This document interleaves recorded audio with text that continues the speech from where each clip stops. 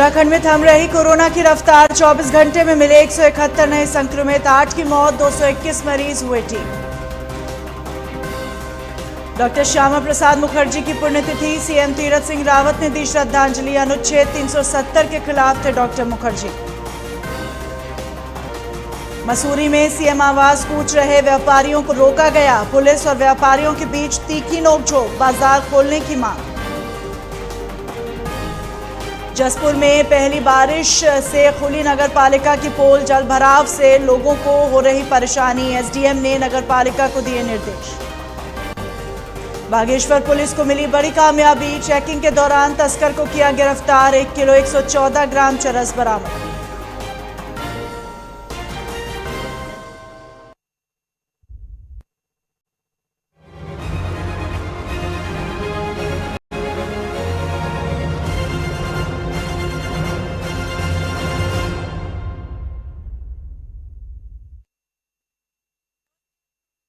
देख रहे हैं उत्तराखंड लाइव। मैं हूं आपके साथ हिना कुकरेजा।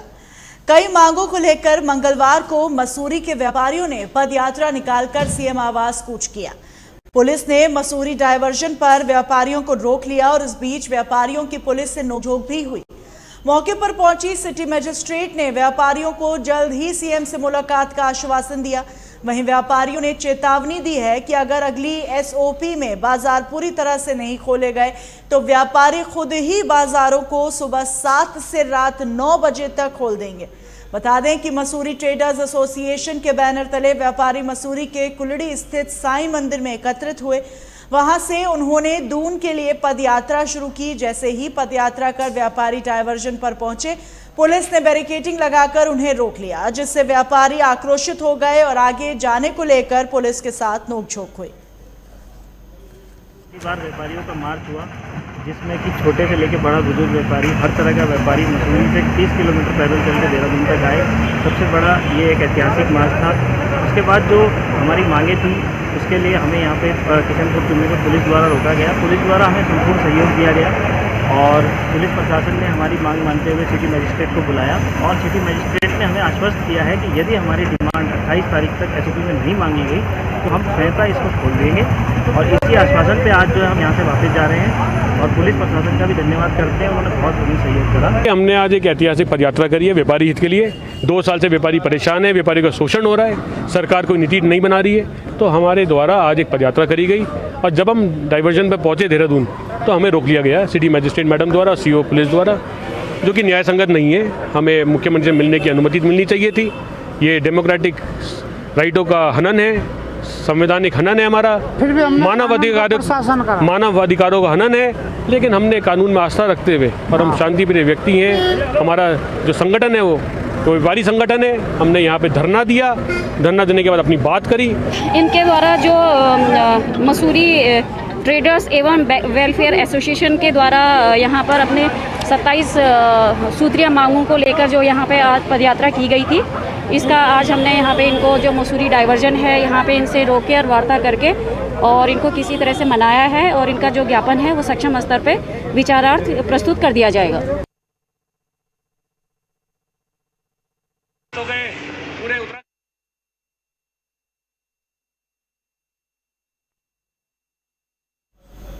बागेश्वर में कपड़े की दुकान की आड़ में चरस तस्करी करने वाला व्यापारी पुलिस के हत्थे चढ़ गया। युवक चरस लेकर बाइक पर कपकोट की तरफ आ रहा था। पुलिस चेकिंग टीम के हत्थे चढ़ गया। आरोपी के पास 1 किलो 114 ग्राम चरस बरामद हुई, जिसकी कीमत 1,20,000 रुपए आंकी गई है। वहीं पुलिस ने आरोपित के विरुद्ध कपकोट थाने में मुकदमा दर्ज किया और उसे न्यायालय के आदेश पर अल्मोड़ा जेल भेज दिया। हमारी चेकिंग चल रही थी उसमें सब इंस्पेक्टर लेवल पे। उस दौरान जो है वहाँ पर मोटरसाइकिल से जो है व्यक्ति आया और उसके पीठ में बैग भी था। पुलिस ने जब रोकने की कोशिश करी तो उसने भागने की प्रयास किया और उसमें जब पुलिस ने उसको काबू में किया, पूछा उससे क्यों भाग रहे हो, तो फिर उसने खुद ही एक्सेप्ट किया कि मेरे पास इसमें चरस है। इस विषय पर फिर जो है हमने जो विधिक तरीका होता है चेकिंग का, जाँच का, वो हमने उसमें अपनाया। हमें पब्लिक का गवाह भी मिला। इसमें मजिस्ट्रेट के सामने हमने जो है उसकी चेकिंग कराई और उसके पास से हमें 1 किलो और करीब 100 ग्राम से अधिक उसमें बरामद हुई। उससे पूछताछ से पता लगा है कि वो यहाँ का रहने वाला है, कपकोट में उसका गांव है और उसका दुकान है बरेली में, कपड़े की दुकान। तो वहाँ से यहाँ पे आता रहता था और यहाँ से चरस को बरेली ले जाता था।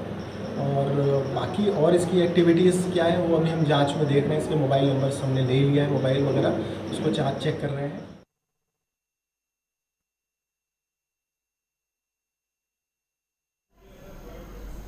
विश्व धरोहर स्थल फूलों की घाटी नेशनल पार्क में जैव विविधता और वन्य जीवों की सुरक्षा के लिए नंदा देवी राष्ट्रीय पार्क प्रशासन ने अपनी लंबी गश्त बढ़ा दी है। आप इन तस्वीरों में देख अंदाजा लगा सकते हैं पार्क कर्मी किस तरह खतरनाक कुंठ खाल टिपरा ग्लेशियर के ऊपर से पेट्रोलिंग कर वन्य जीवों की सुरक्षा कर रहे हैं। गश्ती दल ने बताया कि अभी भी घाटी के संपर्क मार्ग पर एक दो जगह ग्लेशियर फंसे हैं।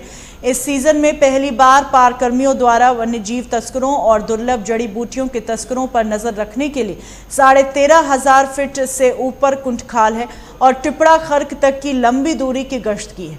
बता दें 1 जून को नंदा देवी राष्ट्रीय पार्क और फूलों की घाटी को पर्यटकों के लिए खोला जाना था, लेकिन कोरोना के कारण दोनों राष्ट्रीय उद्यान बंद पड़े हैं, जिससे यहां वन्य जीवों की तस्करी की आशंका बनी हुई है। इसलिए पार्क प्रबंधन घाटी में अलर्ट मोड पर है।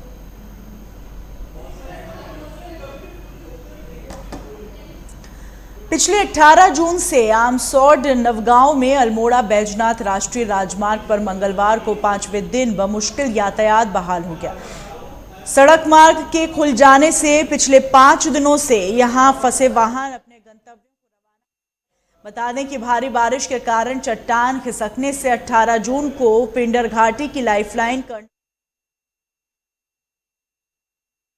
बारिश से पहाड़ी से मलबा गिरकर सड़क पर जमा होता रहा, जिसे हटाने के लिए बीआरओ ने अपनी पूरी ताकत लगा दी, मगर भारी बारिश के कारण सफलता नहीं मिल पाई। बीआरओ के अवर अभियंता गौतम बिष्ट ने बताया, पिंडर घाटी की बंद पड़ी लाइफलाइन पर यातायात व्यवस्था बहाल होने जाने से लोगों को काफी राहत मिल गई।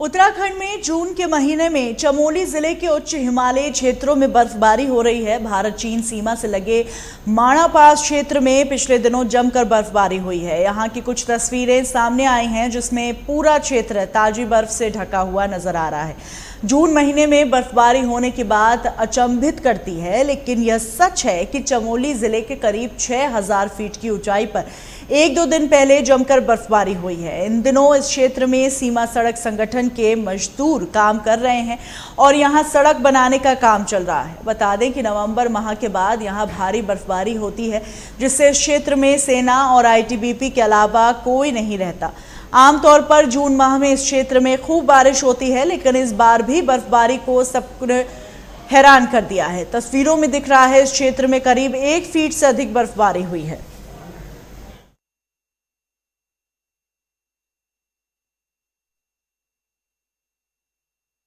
उत्तराखंड में कोरोना के बढ़ते संक्रमण को देखते हुए 30 अप्रैल 2021 से टिहरी झील में बोट का संचालन बंद कर दिया गया था। इससे कोविड की दोहरी मार झेल रहे बोट व्यवसायी ऑपरेटरों के सामने रोजी रोटी का संकट पैदा हो गया। प्रशासन ने कोरोना प्रोटोकॉल के तहत एक बार फिर टिहरी झील में बोटिंग शुरू करने की अनुमति दे दी है। पर्यटन सीजन के दौरान मार्च से जून में ही टिहरी झील में दूर दराज से सैलानी पहुंचते थे और इसी सीजन में बोट व्यवसायी अपने पूरे साल का व्यवसाय करते थे। पिछले साल भी कोविड के चलते और इस बार भी पर्यटन सीजन में कोविड की दोहरी मार झेल रहे बोट व्यवसायी कोविड की नई गाइडलाइन के मुताबिक बोटिंग शुरू करने की मांग कर रहे थे। इसके बाद जिला प्रशासन और पर्यटन विभाग ने शर्तों के साथ 72 घंटे पहले की कोविड नेगेटिव रिपोर्ट और गाइडलाइन का पालन कराते हुए बोटिंग शुरू करने की अनुमति दे दी और इस फैसले के बाद बोट व्यवसायियों को भी राहत मिली।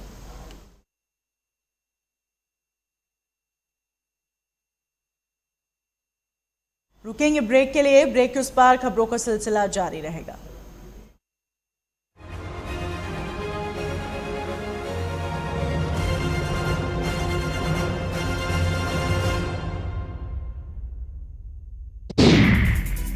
बॉलीवुड की हर खबर, फिल्मी सितारों का सफर, कंट्रोवर्सी से लेकर गॉसिप तक, लिंकअप से लेकर ब्रेकअप तक, देखिए हर हलचल बॉली तड़का में हर रोज दोपहर 12:30 बजे सिर्फ लाइव टुडे पर। अगर नौकरी में तरक्की न मिलने, आपसी संबंधों में खटास होने, घर वालों से सम्मान न मिलने या घर के निरंतर कलेश से हैं परेशान, तो कॉल करिए 9795777775 पर, जहां आचार्य धनंजय जी आपको देंगे हर समस्या का समाधान। देखिए नक्षत्र चक्र हर रोज सुबह 7:30 बजे सिर्फ लाइव टुडे पर।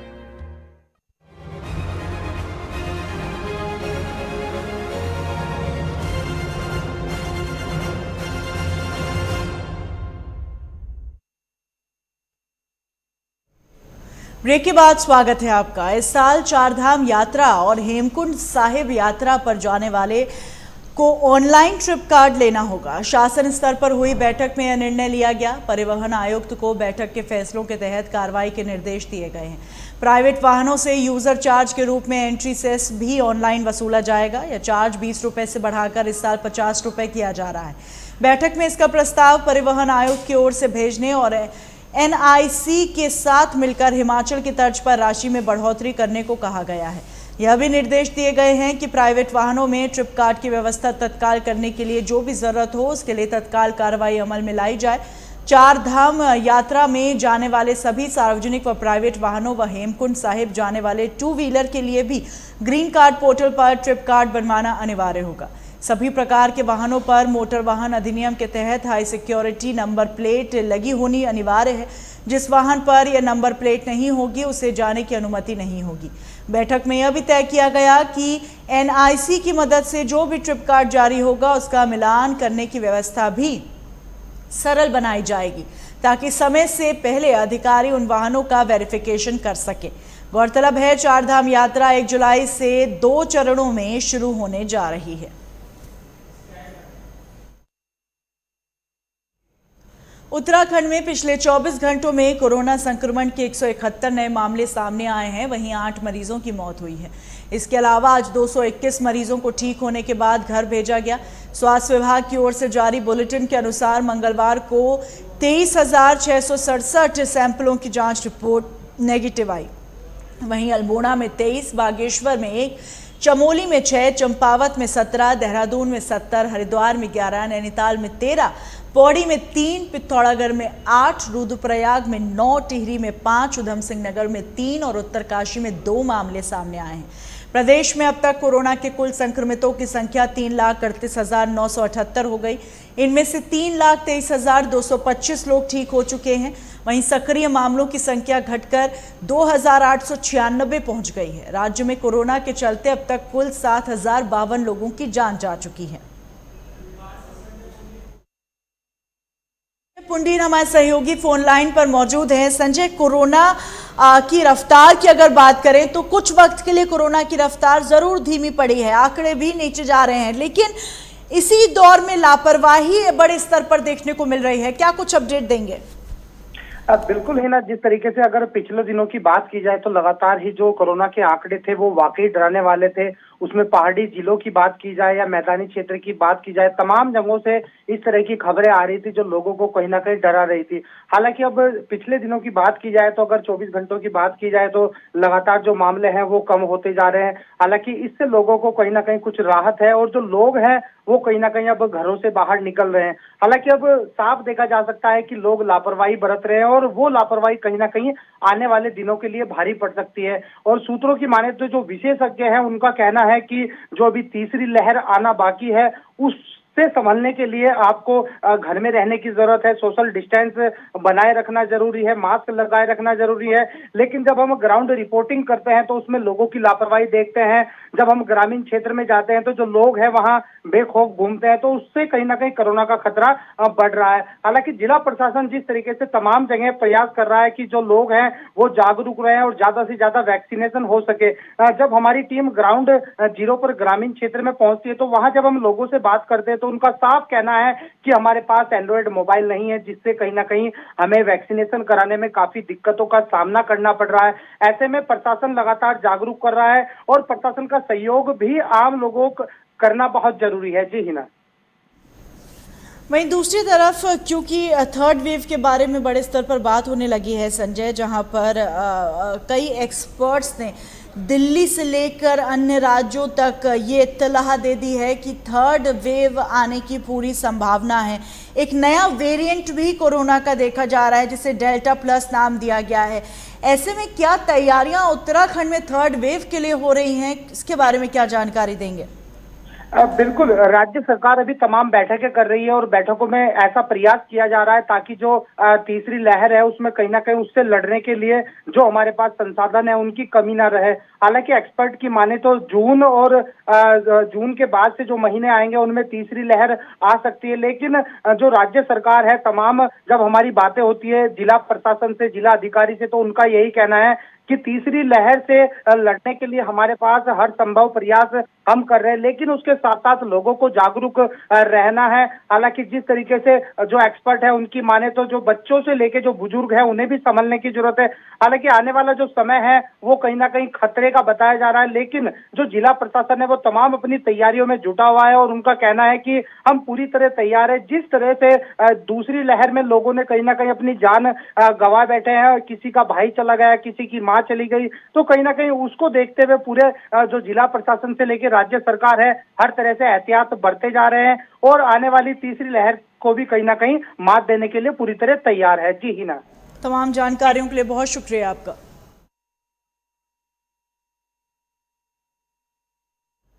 आरिफ खान हमारे सहयोगी काशीपुर से हमारे साथ जुड़ रहे हैं। आरिफ, कोरोना को लेकर इस वक्त की क्या स्थिति है काशीपुर में? कितने इस वक्त मरीज हैं वहां पर और आगे किस तरीके की तैयारी हो रही है?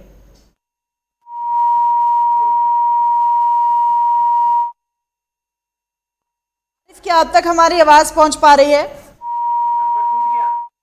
आरिफ से हमारा संपर्क टूट गया है। उत्तराखंड में अब कोरोना थम रहा है, लेकिन इसका मतलब ये कतई नहीं है कि लापरवाही बरती जाए, क्योंकि लापरवाही जिस तरह से बढ़ेगी उससे थर्ड वेव और भी ज़्यादा नुकसानदायक पूरे भारतवर्ष के लिए हो सकती है। बहुत महत्वपूर्ण है कि थर्ड वेव के लिए मानसिक रूप से आप अपने आप को पहले से ही तैयार रखें, जिससे कि आप को ये पता हो कि आपको क्या करना है और क्या नहीं करना। भीड़ भाड़ वाले इलाकों में नहीं जाना, बिना मास्क के घर से बाहर नहीं निकलना और ज़रूरी ना हो तो बिल्कुल भी घर से बाहर नहीं निकलना है। इसके अलावा जो तमाम नियम कोरोना से लड़ने के लिए बनाए गए हैं, जिसके बारे में जानकारी आपको लगातार दी जाती है, उन नियमों का पालन करिए, क्योंकि थर्ड वेव सेकेंड वेव से भी ज़्यादा खतरनाक हो सकती है। एक्सपर्ट्स की माने तो ये वेरिएंट और भी ज़्यादा खतरनाक हो सकता है, जिसे डेल्टा प्लस नाम दिया गया है एक्सपर्ट्स की तरफ से।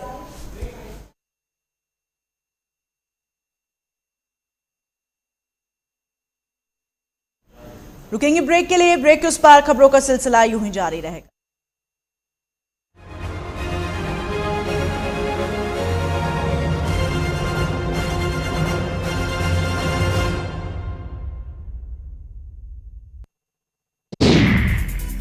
बॉलीवुड की हर खबर, फिल्मी सितारों का सफर, कंट्रोवर्सी से लेकर गॉसिप तक, लिंकअप से लेकर ब्रेकअप तक। देखिए हर हलचल बॉली तड़का में हर रोज दोपहर 12:30 बजे सिर्फ लाइव टुडे पर। अगर नौकरी में तरक्की न मिलने, आपसी संबंधों में खटास होने,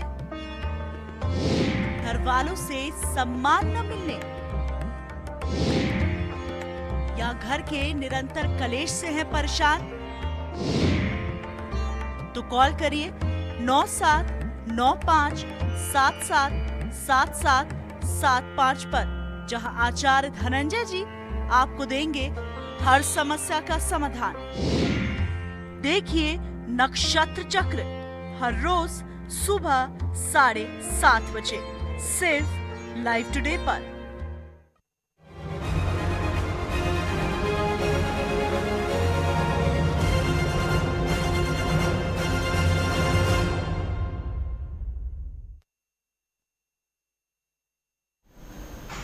ब्रेक के बाद स्वागत है आपका। उत्तराखंड में कोरोना संक्रमण कम होने के बाद अब सरकार ने कोविड कर्फ्यू में और ज्यादा ढील दे दी है। प्रदेश सरकार अधिक ढील के साथ कोविड कर्फ्यू को जारी रखेगी।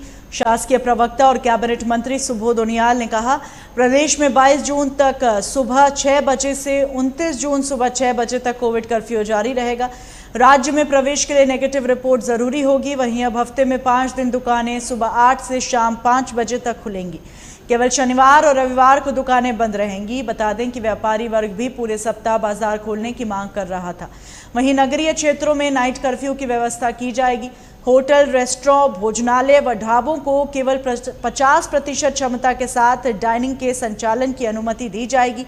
नगरीय क्षेत्रों में होटल, रेस्टोरेंट व भोजनालय रात 10 बजे तक खुलेंगे और इसके बाद सुबह 6 बजे तक बंद करेंगे। होटलों में कॉन्फ्रेंस हॉल का उपयोग कोविड प्रोटोकॉल के अनुपालन के साथ 50% क्षमता के साथ ही हो सकेगा।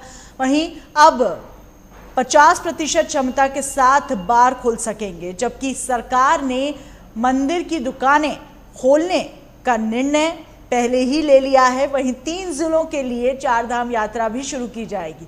1 जुलाई से केवल 3 जिलों चमोली, रुद्रप्रयाग और उत्तरकाशी के लिए 4 धाम यात्रा शुरू की जाएगी। 11 जुलाई से प्रदेश भर में लोगों के लिए 4 धाम यात्रा खोल दी जाएगी।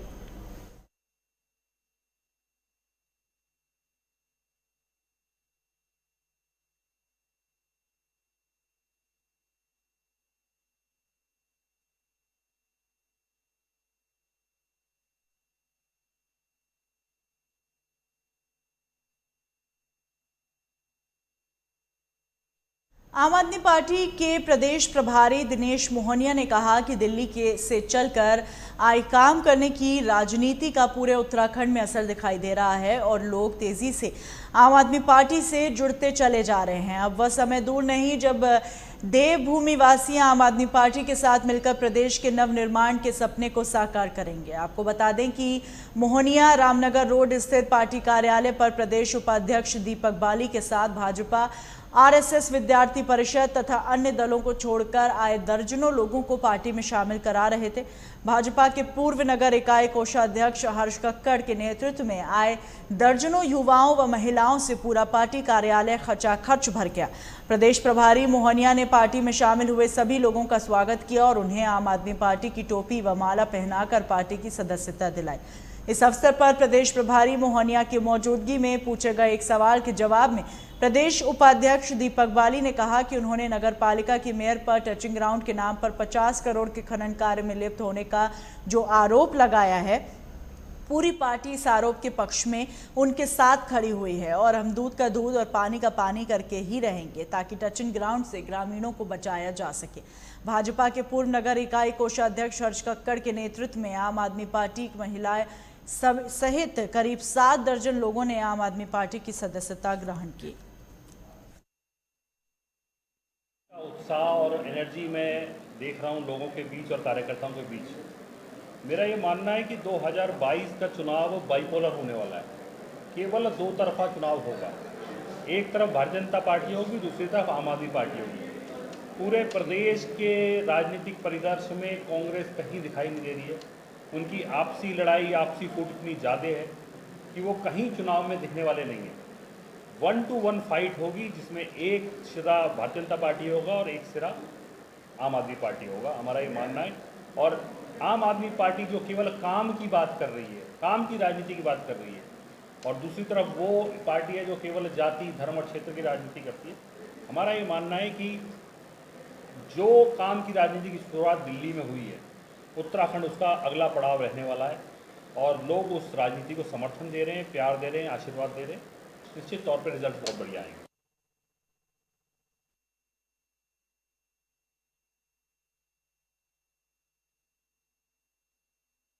खबरों के साथ बुलेटिन में फिलहाल इतना ही, दीजिए इजाजत।